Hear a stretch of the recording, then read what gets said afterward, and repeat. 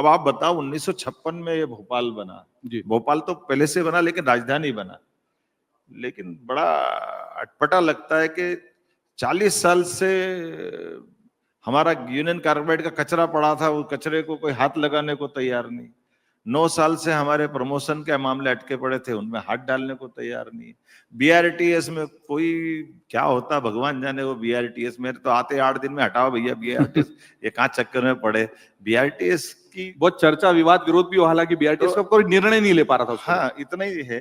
अभी आप देखोगे जलगंगा संरक्षण अभियान चला है, तो ये जब हम डल झील कहते हैं, तो डल झील में क्या है, शिकारे में बैठ करके पानी में घुमाते हैं, तो भोपाल में क्यों नहीं घुमाना चाहिए, हमने भोपाल में घुमाना चालू करा।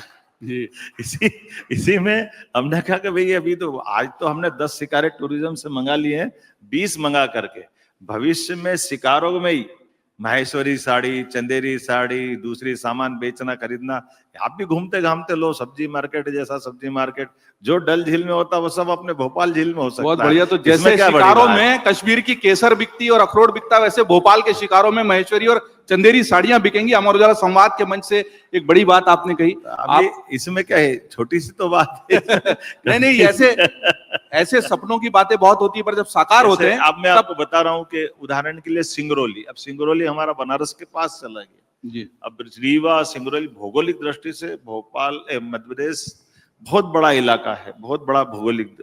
ऐसे में जब मैं सिंगरौली गया तो उन्होंने कहा भाई हमारे लिए तो रेल से भी जाए तो 18 घंटे लगते हैं, गाड़ी घोड़े से भी जाए तो बहुत दूर पड़ता है।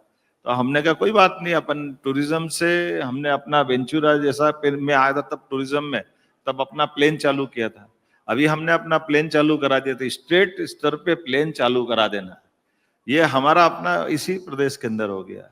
पीएम श्री एयर एम्बुलेंस, सड़क पे चलने वाली एम्बुलेंस तो देश भर में चलती है, लेकिन इतने बड़े राज्य के अंदर कोई घायल पड़ा है और उस घायल को हॉस्पिटल ले जाते, लगता है कि उसको और कहीं ले जाना पड़ेगा तुरंत बड़े हॉस्पिटल तक, तो पहुंचाने के लिए क्या करें, तो हमने कहा एयर एम्बुलेंस लाओ, उसमें क्या दिक्कत है।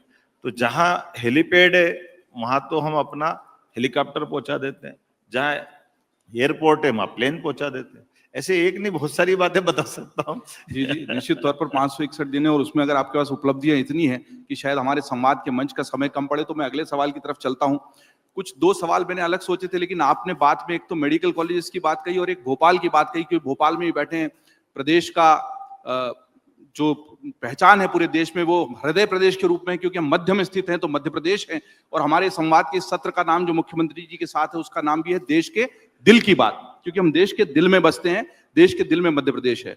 तो भोपाल को लेकर एक दिलचस्प सवाल इस दिनों फिजाओं में तैर रहा है कि जिस भोपाल की सड़कें, जिस इंदौर की सड़कें, यहाँ का विकास, यहाँ की आधारभूत संरचना, यहाँ की मेट्रो चर्चा में है, उसी भोपाल का एक ओवरब्रिज भी बहुत चर्चा में, जो 90 डिग्री पे मुड़ जाता है।